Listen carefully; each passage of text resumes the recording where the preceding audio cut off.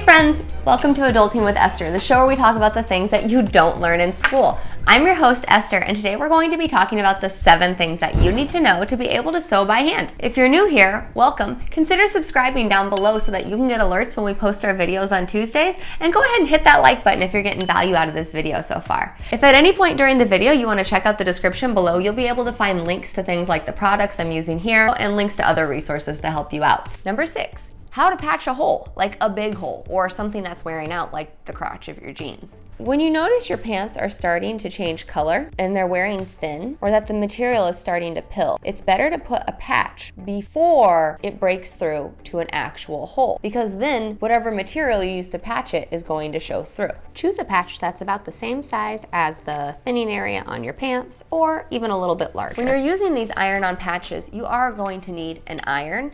If you don't have an ironing board, a trick that I do is I use a bath towel, fold it up nice and thick, and then I can use any surface to iron on, like my cheap IKEA table. Begin by warming up the area that you're going to adhere the patch to and iron it on. You want to use a preheated iron for this.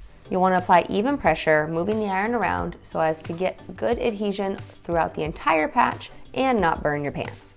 Patch usually tends to start rolling up on the edges, so we're going to sew around the edge using a whip stitch. Oh, and remember to use a color thread that matches the color of your pants. Still working with your pants inside out, pick a corner, any corner, and start your first stitch, using a whip stitch around the entire perimeter of the patch. If you run out of thread, simply tie off your project, rethread your needle, knot it off, and start again. Continue all the way around until you have whip stitched the entire edge. Okay, we finished the entire patch on here. And if we turn it inside out, we can see that using black thread, this is barely minimal, especially because the patch is going to be between your legs. And finally, number 7, what we've all been waiting for, how to tie off your project.